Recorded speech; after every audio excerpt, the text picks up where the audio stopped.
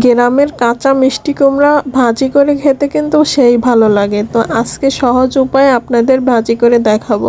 এভাবে ভাজি করে খেলে কিন্তু অনেকগুলো ভাত খাওয়া যাবে একসাথে। আসসালামু আলাইকুম এভরিওয়ান, সবাই কেমন আছেন? তো প্রথমেই আমি কুমড়োগুলো কেটে নিলাম এভাবে পুরো করে এবং মোটা মোটা করে কেটে নেব। তারপরে মিষ্টি কুমড়োগুলো ধুয়ে নেব। আর মিষ্টি কুমড়োগুলো অবশ্যই ভিতরের যে বিচিগুলো আছে ওইগুলো ফেলে দিতে হবে কাঁচা কুমড়োর। আর পাকা হলে তো ফালাইয়েই দিতে হয়। মিষ্টি কুমড়ো কিন্তু ঝোলও রান্না করে খাওয়া যায়, ঝোলের থেকে আমার কাছে ভাজি ভালো লাগে। তো এই যে ধোয়া কমপ্লিট, এবার চুলায় কড়াই বসিয়ে তেল দিয়ে দিলাম। তারপর পেঁয়াজ বাটা দিয়ে দিলাম, চাইলে পেঁয়াজ কুচিও দেওয়া যায়। তারপর রসুন বাটা, আর আমি কাঁচামরিচ দিয়ে ভাজি করব, শুকনো মরিচ দিয়েও ভাজি করা যায়।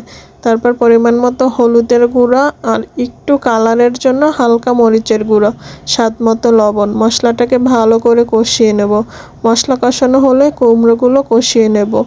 আর মিষ্টি কুমড়োগুলো অবশ্যই কষিয়ে রান্না করবেন, তাহলে কিন্তু বেশি স্বাদ লাগবে। আর এখানে চিংড়ি মাছ আমি ব্যবহার করিনি, আপনারা অবশ্যই চিংড়ি মাছ দিয়ে ব্যবহার করবেন। তো তারপরে ঝোলের জন্য পানি দিয়ে দিলাম, পানিটা একটু বেশি হয়ে গেছে, আরও পানি কম দিতে হবে। তারপর 10 মিনিটের মতো ঢাকনা দিয়ে রাখলাম। 10 মিনিট পর ঢাকনা উঠিয়ে নেব।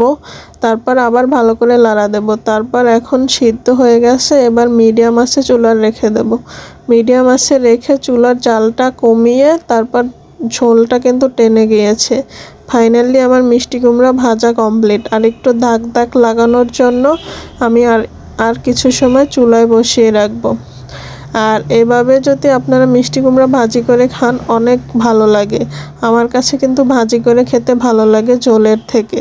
তো ফাইনালি আমি এখন আমার এই যে মিষ্টি কুমড়া ভাজি করা কমপ্লিট। আর এভাবে অবশ্যই বরিশালের লোভনীয় রেসিপি পেতে সাথে থাকবেন ঘরোয়া মশলায়। তো আজকের মতো এখানেই ভিডিও শেষ করছি। আল্লাহ হাফেজ।